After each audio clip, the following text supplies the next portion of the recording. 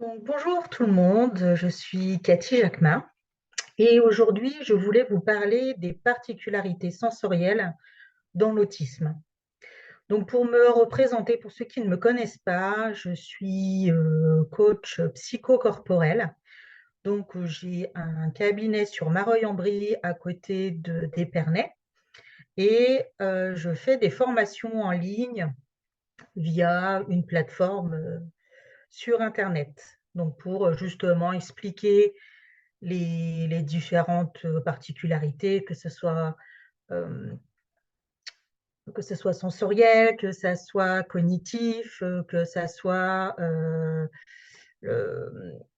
le fonctionnement en fait un petit peu de l'autisme, en sachant que chaque enfant ou adulte TSA est différent. Donc après, j'accompagne aussi en individuel, justement pour être au plus proche de la personne et pouvoir justement accompagner les familles dans dans leur vie quotidienne pour justement instaurer des routines, savoir ce qu'on peut mettre en place aussi au niveau de la communication pour avoir des meilleures relations.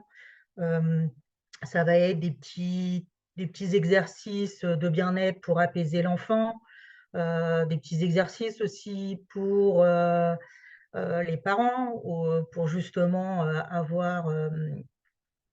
calmer un petit peu des fois son anxiété, son mental, pour pouvoir discuter aussi et voir les perspectives qu'il peut y avoir, euh, ou dans l'accompagnement justement scolaire, si l'enfant s'il a été diagnostiqué ou pas, parce que des fois c'est très long aussi pour diagnostiquer, donc ben voilà, je peux intervenir sur tout ce pan-là avec la MDPH, pour essayer de construire un projet commun pour toute la famille pour justement avoir une vie plus épanouie, plus équilibrée pour toute la famille, euh, malgré le handicap. Donc voilà. Donc là, je voulais vous parler des particularités sensorielles. Donc là, j'en parle au niveau de l'autisme, mais ça peut aussi se produire pour d'autres enfants qui ne sont pas forcément TSA. Euh, donc, c'est l'hypersensibilité ou l'hyposensibilité. C'est vrai qu'on entend beaucoup hypersensibilité. C'est un mot qu'on peut entendre dans les médias, un petit peu partout. Alors, qu'est-ce que c'est? Donc, tout d'abord, les particularités sensorielles, du moins, c'est sensoriel, ça veut dire sens. Donc, souvent, on entend parler de 5 sens que tout le monde connaît, qui est la vue, l'ouïe, l'odorat, le toucher et le goût. Mais des fois, il y en a qui ne connaissent pas qu'il y a deux autres, voire plusieurs autres, mais deux autres sens, qui est vestibulaire. Donc, le sens vestibulaire, c'est notre position dans l'espace pour garder notre équilibre.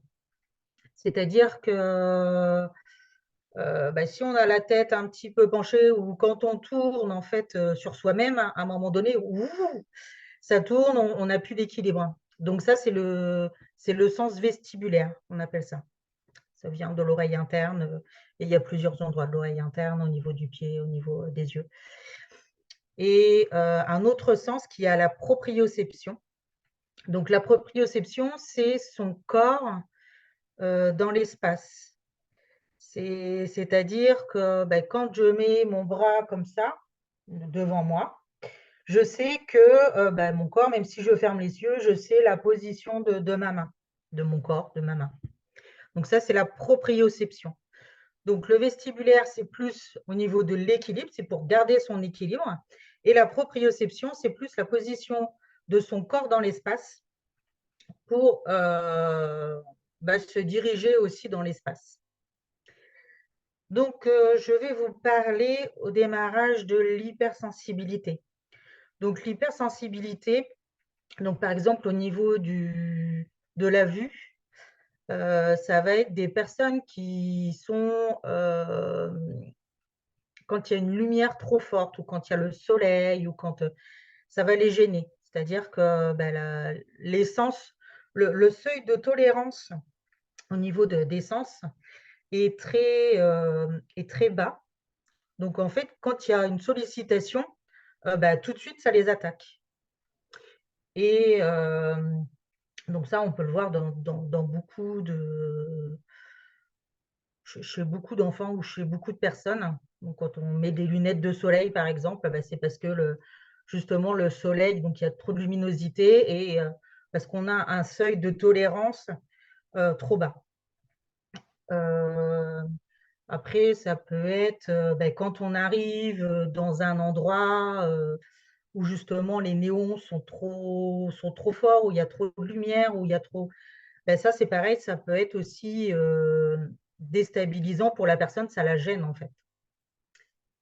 Donc en fait, je vais vous parler, bah, au niveau du bruit, bah, c'est tout ce qui est extérieur. Donc on a beaucoup de bruit. Moi, par exemple, mon fils, dès qu'il y avait une moto qui passait dans la rue ou un bruit, il se bouchait les oreilles, parce que c'était trop fort pour lui. C'était un bruit, soudain aussi et du coup, bah, il n'arrivait pas à le gérer parce que c'était soudain, c'était instantané. Donc ça le bloquait, en fait, ça le stressait.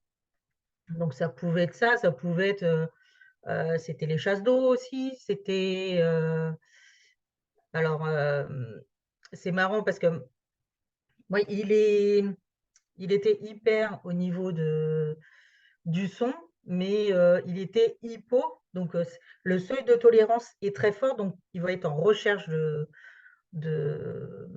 justement au niveau de la vue et par exemple, il adore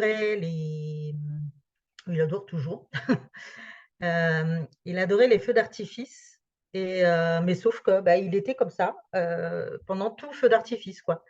Parce que, bah, ou soit c'est la musique était trop forte quand, il y avait de la musique avec, ou beh, le son ça le perturbait parce c'était trop soudain, quoi. En fait, ça faisait un gros boom et bah, ça le mettait en stress s'il entendait ça, c'était trop fort, en fait. Mais à côté de ça, il peut, par exemple, écouter de la musique très forte, mais ça va être toujours la même chanson. Alors, vu qu'il connaît la chanson, il sait où c'est un petit peu plus fort, il sait où justement ça va être moins fort, ou qu'il va y avoir de la batterie qui va arriver ou voilà, je dis ça comme ça. Mais, voilà, le fait que ça soit toujours la même musique, ça le rassurait parce que c'était constant, donc il savait à quoi s'attendre. Donc c'était plus facile pour lui et donc là, maintenant ça a changé, mais tout petit, c'était ça. En fait, il passait la main sur les oreilles. C'est vrai que maintenant, il existe aussi des casques anti-bruit pour, bah, justement ces enfants, hypersensibles au bruit. Parce que ça peut être gênant aussi, il y a, l'hypersensibilité aussi, c'est un manque de filtre au niveau, par exemple, au niveau des oreilles, hein. C'est-à-dire que, bah, quand ils vont être dans une pièce, bah, ils entendent toutes les conversations. Donc moi, des fois, c'est vrai que ça me le fait des fois. En fait, j'arrive pas à me concentrer sur quelque chose parce que j'entends toutes les conversations ou tous les bruits tout autour et bah, j'ai du mal à me focaliser sur un bruit.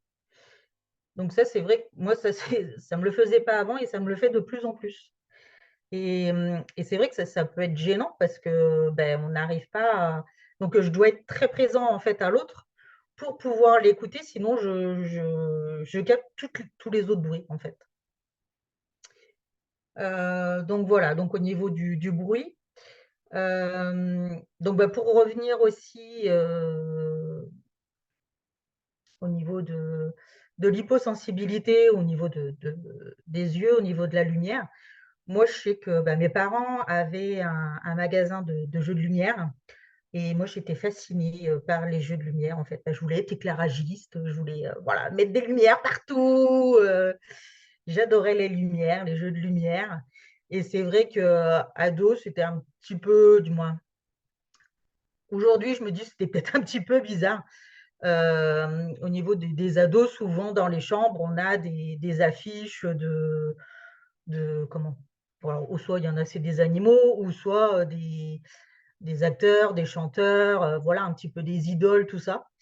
Moi, j'avais un pan de mur fait que de jeux de lumière, quoi. J'étais vraiment, j'adorais ça, et je pouvais passer, parce qu'il y avait un showroom dans le magasin, et je me mettais dans le showroom et je pouvais regarder, voilà, les lumières pendant des heures. Ça me fascinait, en fait, parce que j'étais en recherche de luminosité.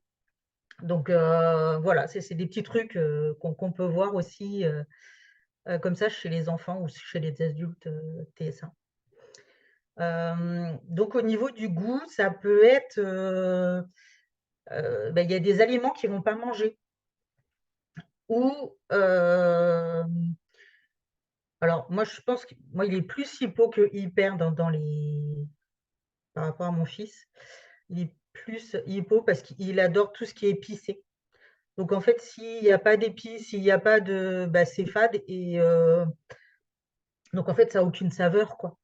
Donc il y a toujours des épices, il adore le chorizo, les cornichons, et même tout petit, petit, en fait, à 1 an, il mangeait déjà, voilà, il pouvait manger des cornichons alors qu'il mangeait rien d'autre, quoi, en fait. Parce que, bah, vu qu'il a fait de l'anorexie, c'était difficile à le nourrir, et beh, on avait des difficultés justement à trouver ce qu'il pouvait aimer et pas ou pas.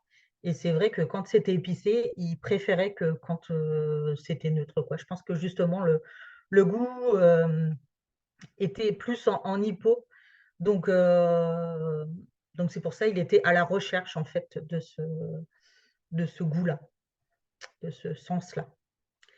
Au niveau des odeurs, moi je connais plus, en hyper, ça va être des enfants, puis les autistes sont très, très nature, très francs. Alors moi, ça, Kylian, il l'a pas fait, en fait, ça, c'était neutre. Mais j'en connais, en fait, il y a des enfants qui arrivent, il y a à côté d'une personne, dire: «Bah, tu sens pas bon», ou ils peuvent être incommodés aussi par, justement les odeurs. S'il y a, quelqu'un qui porte du parfum, ou que ça soit bon ou pas bon, hein, des fois, quelqu'un qui porte du parfum, c'est trop fort, en fait, pour eux. Moi, je sais que plus jeune, je j'aimais pas aussi mettre du parfum parce que c'était trop fort, en fait, je sentais trop l'odeur, et bah, là, ça s'est calmé, mais c'est vrai que, ouais, en y réfléchissant, c'était un petit peu ça aussi quand même, d'avoir, ouais, des odeurs trop fortes ou quand il y a trop de mélange d'odeurs. C'est, bah, comme on disait avec le son, il y en a, bah, ils vont sentir tout en même temps, et du coup, ça va se mélanger et ça va pas être agréable pour eux. Donc voilà. Après, donc on a le sens, du toucher. Alors, ça, c'est très spécifique aussi. Donc au niveau du toucher, tout ce qui est hyper, bon, en général, c'est plus hyper qu'hypo, quoique. Hem, donc hyper sensible au niveau du toucher, ça va être des enfants ou des adultes, qui n'aiment pas les étiquettes. Ça va les démanger à chaque fois, une étiquette, mettre des chaussettes, s'habiller. Heu, Parce que, bah, pour eux, c'est pas agréable. La texture, en fait, sur leur peau, n'est pas agréable. Donc ça peut être ça, et ça peut être aussi, hem, vu que le seuil est très bas, en fait, ils vont tout ressentir. On approche, moi je sais que ça pouvait le faire, hein, à mon fils. Il sent déjà la personne alors qu'on n'est pas à côté, quoi, en fait. Il sentait déjà le champ énergétique, en fait, de la personne avant d'arriver sur sa peau. Donc si on le touche, c'est très inconfortable, en fait, pour lui, et moi ça, je le ressens aussi. En fait, moi, c'était très, bah, quand on me touche, ou c'était très, en fait, c'était très intrusif. Moi personnellement, après je peux pas parler par rapport à mon fils, mais bah, il aime pas trop être touché. Hem, Après, souvent aussi au niveau des TSA, on met une routine en place parce que comme ça, en fait, bah, l'enfant, il va savoir, c'est comme je disais par rapport à la chanson, au niveau du son, le fait d'avoir une routine pour laver, bah, il sait qu'on va déjà commencer par, bah, la figure, donc on commence par le front, toujours le même schéma. Donc il sait que, bah, on va déjà toucher là, on va déjà toucher là, on va déjà toucher là. Hem, il sait exactement, dans quel ordre il va être touché et donc du coup, il peut se préparer et c'est beaucoup moins stressant pour lui. Donc c'est vrai que des fois, ça peut être, bah, les parents, ils peuvent réagir, «Oui, mais fais pas un caprice», tout ça, mais c'est pour le rassurer, en fait. C'est vraiment quelque chose, qu'il faut prendre en compte parce que, bah, justement, si il sait où il va être touché ou tout ça, bah, c'est plus facile pour lui de gérer à l'intérieur de lui, quoi, en fait. Souvent aussi au niveau moi je sais que je l'ai aussi, au niveau de la douche, de laver les cheveux. C'est très compliqué de laver les cheveux, de laver les dents, parce que c'est des sensations qu'ils n'aiment pas, en fait. Ça c'est pas agréable pour eux et c'est assez compliqué.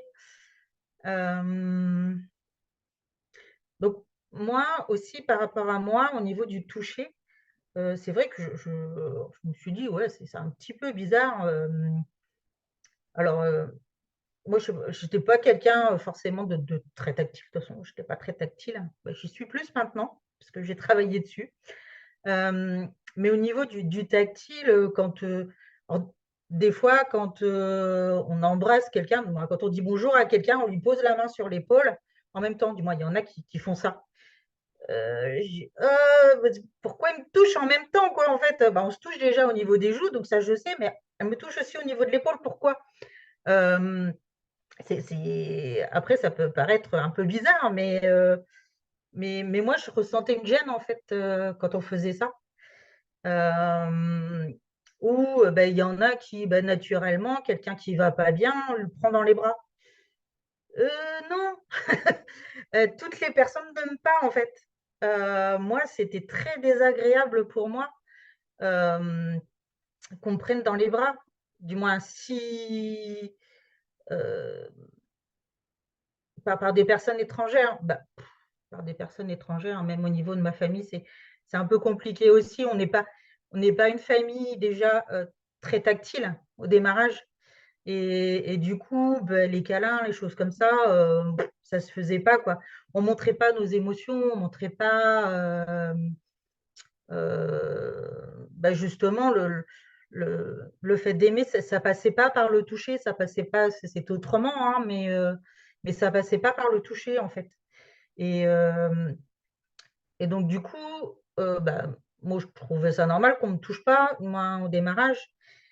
Après ce qui est bizarre, c'est que, bah, j'ai entraîné beaucoup à la gym et donc au niveau des enfants, ça allait encore pour les toucher, bah, pour justement les accompagner, pour faire une roulade ou des choses comme ça. Hem, mais moi, c'était plus difficile quand, c'était à moi quand moi j'ai fait de la gym et qu'on me paraît, c'est vrai que c'était,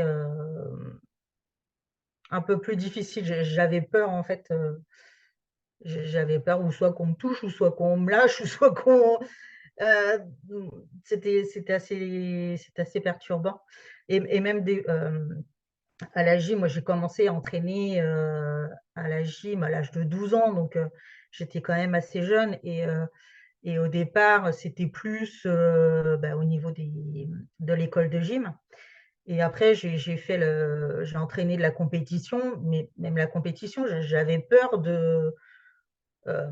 en fait, bah, en gym, il faut parer quoi les personnes, ben, les gymnastes et je me rappelle, bah, quand ils font des saltos, beh,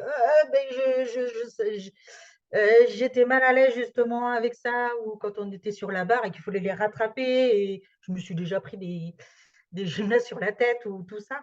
Bah, parce que alors à ce moment-là, j'en avais pas conscience, hein, mais avec le recul, je me dis: «Ouais, j'avais déjà cette appréhension de toucher». Donc j'y allais, mais c'était, heu, ouais, je pense qu'il y avait une partie de moi qui était un petit peu, anxieuse justement par rapport à ça. Et i ce qui était marrant aussi, c'est que, bah, je suis partie en kinésiologie pour aider mon fils parce que justement on m'avait dit que ça pouvait l'aider et je me suis retrouvée là-haut. En fait, bah, la kinésiologie, le principe, c'est un test musculaire. Donc avec le bras, on va appuyer sur le bras pour connaître le tonus musculaire du bras et en fait, ça va nous donner des indications sur le système nerveux, sur les mémoires du corps, à l'intérieur.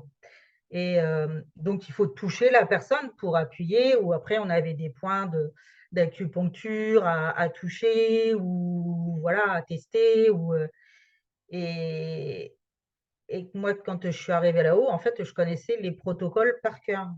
Pourquoi? Bah, parce que, je savais qu'il fallait qu'il me touche, là et s'il me touchait là, s'il se trompait, c'est pas là que tu touches, c'est là, quoi et c'est vrai que c'était, c'est après en fait, c'est avec le recul quand j'ai compris un petit peu, ce que c'était que l'hypersensibilité, tout ça, quand je m'y suis intéressée, donc ça fait pas si longtemps que ça, je me dis: «Ah ouais, c'est pour ça que j'avais telle ou telle réaction» ou c'est vrai que c'est un petit peu, avec le recul, en fait, on voit, nos comportements, quoi et même quand, bah, en kinésio, des fois, il y a des comment? Il y a des émotions qui arrivent donc bah, celui qui était en face de moi, pouvait, mais même juste, dans le bras, me toucher comme ça juste pour me rassurer, mais je ne me touche pas, en fait». Hem, C'était encore pire pour moi, quoi. C'était vraiment, une agression, alors que c'était tout doux, c'était fait avec bienveillance, mais moi j'étais déjà stressée et le fait qu'on me touche c'est encore pire quoi, en fait et donc en fait, ouais, j'accepte d'être touchée si je suis, sereine, en fait, si je suis plus, hem maintenant c'est un petit peu plus différent, voilà, j'arrive à faire des câlins, alors que c'était, difficile aussi ça. Mais après je me suis parce qu'on me dit: «Oui, mais les câlins, c'est bien, ça donne de l'ocytocine», tout ça. J'ai dit: «Bon, bah, je vais essayer, quoi». Je dis: «C'est peut-être» et en fait, bah, justement avec la kinésio, on a travaillé dessus aussi sur le fait des toucher, parce que toucher aussi la peau, c'est être touché aussi émotionnellement, donc ça il y a des émotions aussi qui arrivent en même temps. Ça, c'est pareil, c'est quelque chose, on verra sur notre vidéo. Hem, mais par exemple, j'ai été aussi comment ça s'appelle? Un atelier, il y a Ama qui était venu, donc Ama, c'est quelqu'un de célèbre qui fait des câlins. En fait, c'est sa dévotion, du moins sa contribution au monde, c'est de faire des câlins. Donc quand on arrive, on est dans des rangées et après, il nous appelle rangée par rangée et toute la journée, elle fait des câlins aux gens, quoi, en fait. Et donc avec une copine, c'était pas très loin de chez moi, avec une copine, on y a été et dans la file d'attente, alors tout on était 3, les 2 autres, ils se réjouissaient: «Ah oui, ça va être bien», et tout et moi, j'étais là, «Mais non, je peux pas, j'ai peur», du moins j'étais, j même en larmes, quoi, parce qu'elle allait me faire un câlin et c'est, alors après je voulais dépasser ça parce que je me dis: «C'est quand même quelque chose que c'est important aussi au niveau bah, d'un couple aussi, au niveau de c'est important de faire justement de faire des câlins aussi parce que ça apporte beaucoup de choses et mais voilà, au départ, quand j'en faisais, c'était vraiment forcé, quoi. C'était, bon, ben, il faut que j'essaye et là, c'est pareil, c'était, bah, je vais essayer, quoi. Et quand on arrive là-haut, alors normalement ça durait, 2 secondes quoi. On arrivait, hop, elle faisait un câlin et hop, on repartait et moi je suis arrivée, donc elle m'a fait le câlin et puis, bah, ça moi j'ai trouvé ça très long quoi. et discuter avec quelqu'un et je me va pas me lâcher. Et, et ma copine après elle dit ah mais moi j'aurais été trop contente d'avoir un câlin aussi longtemps. Je dis ah pas moi. Mais mais du coup voilà c'est quelque chose quand même qui peut être euh, pour certaines personnes, c'est une évidence, voilà, je te donne plein d'amour, tout ça. Et pour d'autres, c'est qu'est-ce qu'on me fait? Euh, Parce que le toucher n'est pas forcément, ouais, n'est pas forcément agréable pour tout le monde, quoi. Et même une fois, j'étais faire un jeûne et c'est pareil, dans le jeûne, on s'était prévu 2 fois, c'était sur 15 jours et 2 fois, on avait prévu des massages. Et eux, ils disent: «Ah ouais, super, un massage et tout», je fais: «Ouais, super». Moi, je le faisais parce qu'il fallait, mais je dis: «Bah, moi, je passerai à la fin, et mais c'est vrai que je trouve que de plus en plus, moi, maintenant, je prône de plus en plus de faire, justement du toucher, des massages, moi, j'adore maintenant faire, des massages, parce que je me suis formée au massage, pour enfants dans les écoles. Bon, ça n'a pas fonctionné parce que rentrer dans les écoles aujourd'hui, c'est quand même assez difficile, alors que je trouve que, bah, justement, c'était des protocoles où il y avait le consentement aussi derrière. C'est-à-dire que, les enfants étaient par 2, donc nous, on ne les touchait pas, les enfants étaient par 2. On devait demander à la personne, au masseur, s'il voulait bien qu'on le masse. Donc, il avait le droit de dire non. Donc, il y avait toute cette notion de consentement. On devait lui demander est-ce que c'est assez fort, est-ce que c'est assez vite, du moins. Voilà, pour vraiment juger, pour vraiment jauger. Est-ce que tu préfères, donc il y avait des massages comme ça, est-ce que tu préfères qu'on passe sur les oreilles ou derrière les oreilles? Il y avait toute, je trouvais, une démarche de consentement. On ne touche pas les enfants ou on ne touche pas les personnes euh, comme ça. On leur demande avant. Et, euh, et je trouve ce système-là très bien aussi, justement, pour dire aux personnes, bah, vous avez le droit de dire non. Et, euh, et ça, je pense que c'est important aussi. On le diffuse pas assez, quoi, en fait. Donc, pour revenir à moi,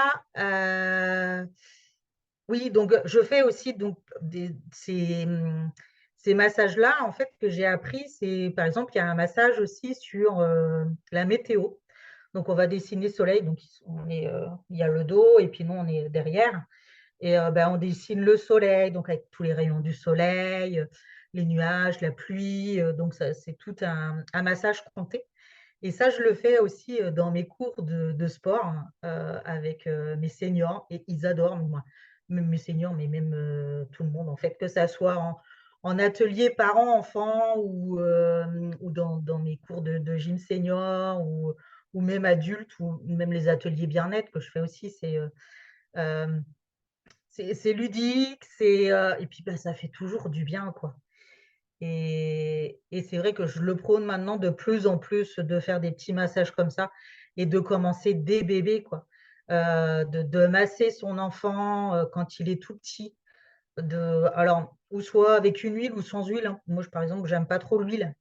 Euh, mais, euh, mais sans huile, ça peut être par-dessus, même par-dessus la peau. Donc, ça peut être du peau à peau quand on les change après le bain, bon, avec une huile, tout ça. Ou ça peut être juste, ben, juste caresser le bras, voilà, faire ressentir toutes les parties de son corps aussi. Ça, hein, c'est super important, justement, pour qu'il ait son schéma corporel. Et que ça évite justement après d'avoir des hypersensibilités pour moi. Euh, donc ça, c'est tout ce qui est touché. Donc ensuite, on va prendre le vestibulaire. Le vestibulaire, c'est tout ce qui est recherche d'équilibre. Euh,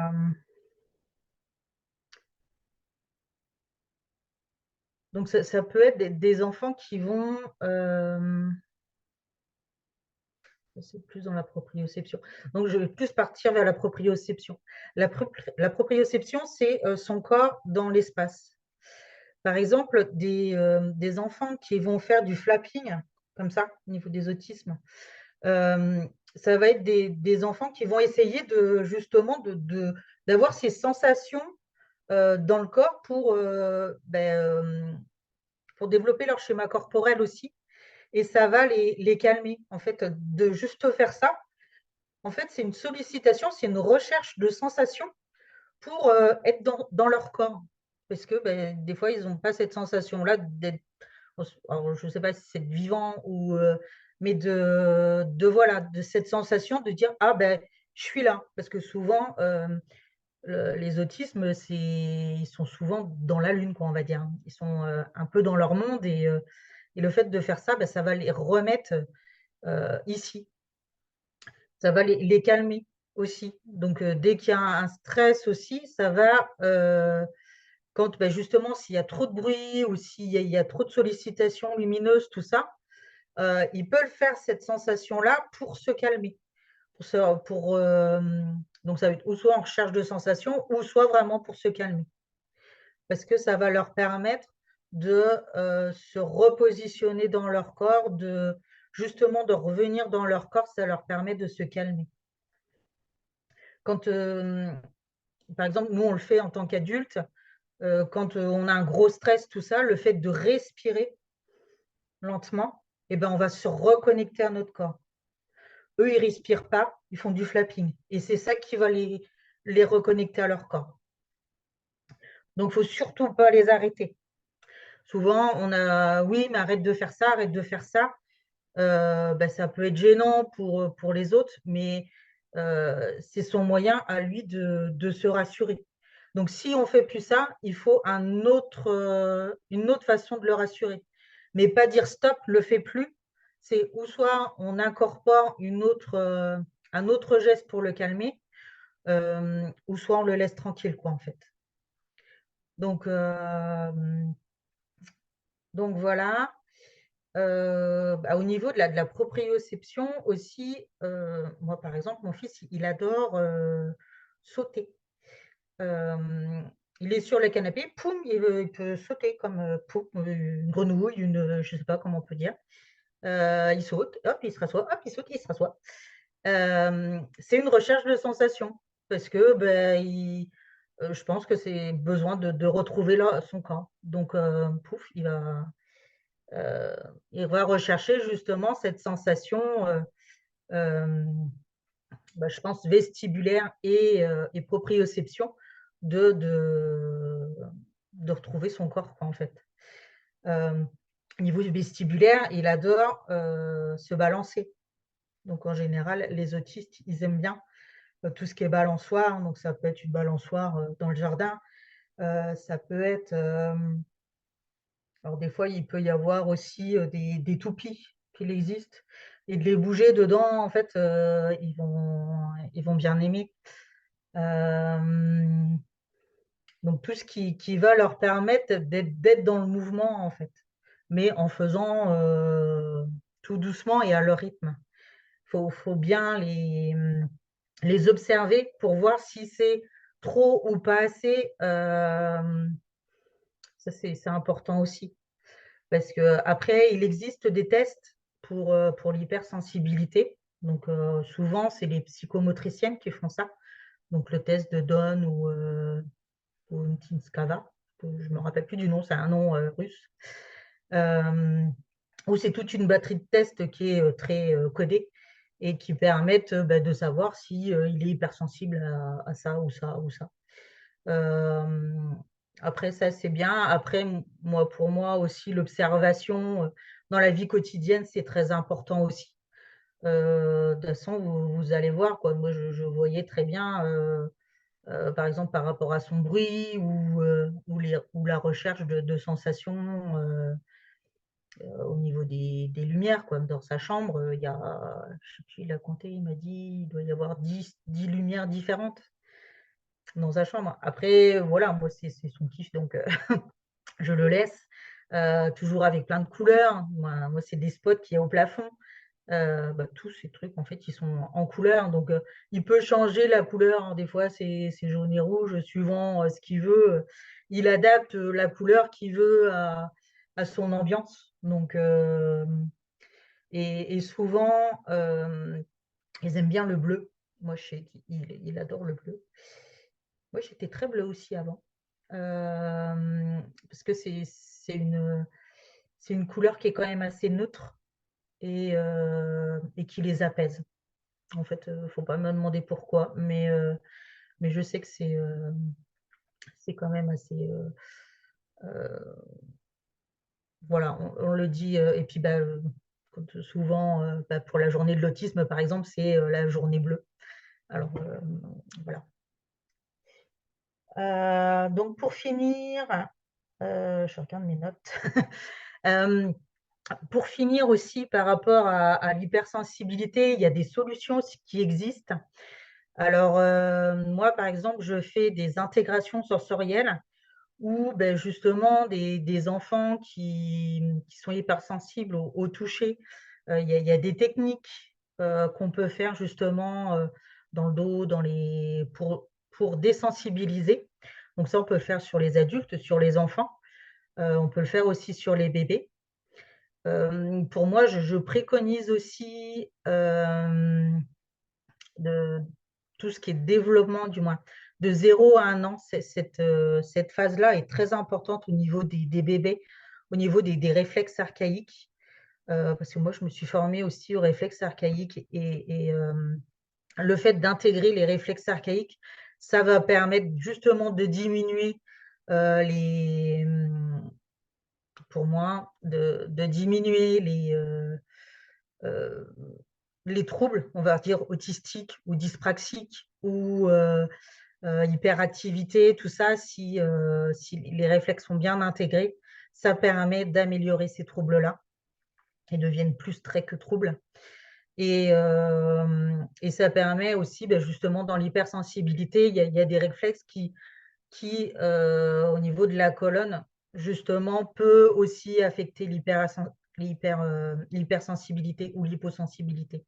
Donc c'est important aussi de cette période-là, pour moi, est très cruciale. C'est pour ça que je vais faire aussi des formations dessus pour les parents et les professionnels, parce que je trouve que c'est dans la prévention, c'est très important justement pour prévenir de tout ça après. Je ferai une autre vidéo justement sur la prévention, de l'autisme parce que, pour moi, c'est très important aussi. Là, on est sur, au démarrage, c'était 7 8 ans pour poser un diagnostic. On peut le voir beaucoup, beaucoup plus tôt, quoi. Donc maintenant, ça descend un petit peu, mais même à la maternité, quoi, on peut le voir. Il y a des petites choses. Donc ça, je vous en parlerai sur une autre vidéo. Une autre petite chose aussi, par rapport à l'hyperactivité aussi, par rapport à la douleur.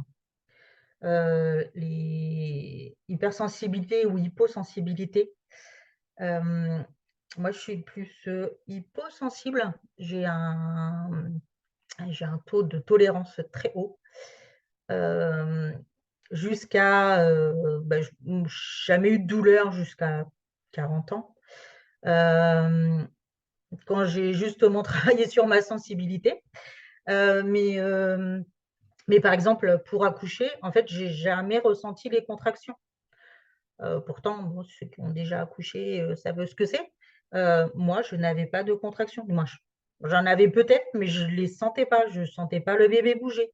Je ne sentais pas, si je me cognais, je ne sentais pas forcément la douleur.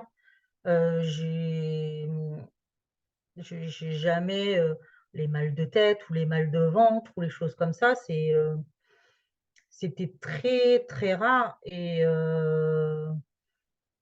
de toute façon, je me soignais pas avec des cachets, ça partait assez vite, quoi, en fait.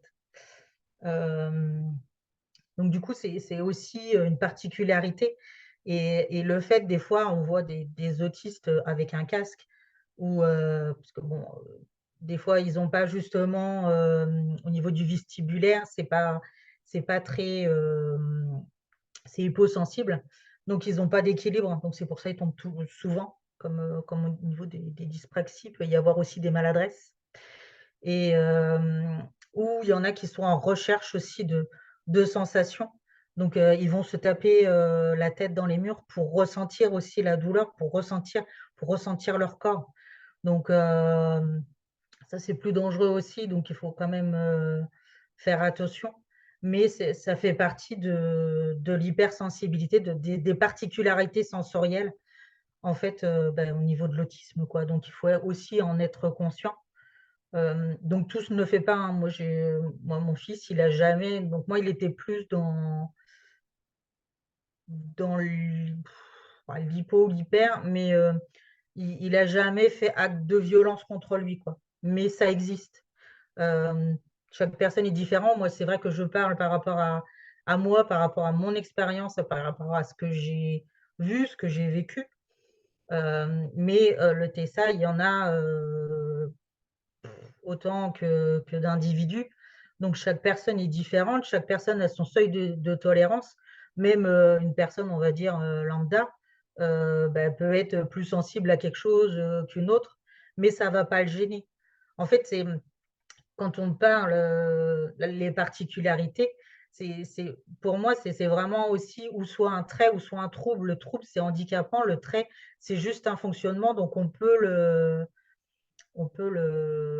maîtriser et pour moi, le trouble aussi, on peut l'amener en trait.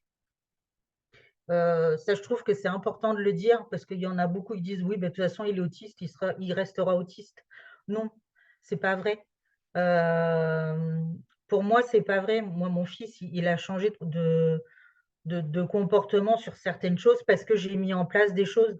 Hem, alors il aura toujours le fonctionnement, mais ça passe, il y a certaines choses, qui peuvent s'améliorer. Donc là, pas forcément tout, mais j'ai vu d'énormes progrès quand même, justement avec des exercices psychocorporels, moi, par rapport à la kinésio et par rapport aux réflexes où, moi je vois quand même une réelle différence entre, avant et maintenant. Donc il y a toujours une dysphasie, donc ça, je pense que ça disparaîtra pas parce que c'est au niveau de la mâchoire, c'est quelque chose de physique. Mais après c'est pareil au niveau du son aussi. Moi mon fils, il parle tout doucement comme ça. Il a jamais élevé la voix. Hem, donc c'est une particularité aussi au niveau de la dysphasie. Je pense que c'est au niveau des cordes vocales où il y a eu quelque chose. Bon après, lui, vu qu'il a fait de l'anorexie du nourrisson, il a été intubé. Donc il y a peut-être eu quelque chose, je sais pas, et mais il parle tout doucement. Il a jamais, déjà quand, il parle pas aux inconnus, il parle pas, même, même à des fois de ma famille. Donc moi, avec moi, il parle, mais à part moi, à part avec son frère, d'autres enfants, les enfants, c'est plus facile. Mais sinon, c'est un petit peu dur de tirer les vers du nez. Parce que, il faut qu'il se fasse comprendre vu qu'il y a un problème au niveau de la mâchoire en fait, l'articulation n'est pas, fluide. Donc il faut être très attentif pour le comprendre et moi je trouve que l'autisme aussi ça moi bon les particularités de mon fils, ça m'a apporté aussi à être très dans l'instant présent, être en connexion avec lui quand je suis avec lui parce que de toute façon si je le regarde pas, si je suis pas connectée avec lui, je ne le comprends pas et du coup, c'est donc moi, ça m'a vraiment appris ça, quoi, aussi à être vraiment être dans l'instant présent et en connexion avec la personne et souvent, voilà, on peut parler, on fait autre chose et on n'est pas, avec les personnes, que ce soit un enfant ou que ce soit avec des adultes, hein. Pour moi, c'est pas des moments de qualité. C'est quand tu as un moment vraiment de qualité, c'est que tu es vraiment en connexion avec la personne et quand tu es en connexion avec la personne, je trouve qu'il y a des choses qui se passent, magnifiques aussi. C'est un autre échange, pour moi, en fait. Donc voilà, je vais m'arrêter là pour aujourd'hui. Bah, j'ai bien parlé, ouais. Donc si vous avez des questions, n'hésitez pas, posez-les en commentaire et je me ferai un plaisir de vous répondre. Si vous avez aussi, si vous voulez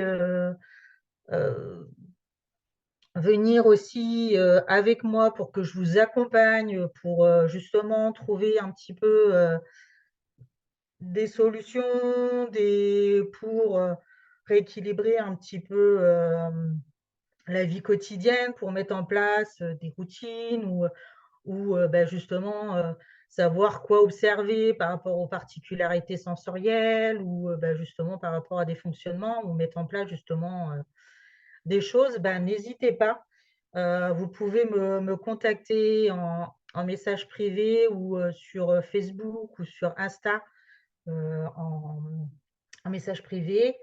Et bah, voilà, je vous répondrai si vous êtes intéressé.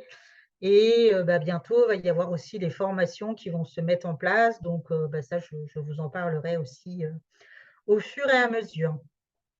Donc, bah, je vous souhaite une belle après-midi et à très vite. Merci.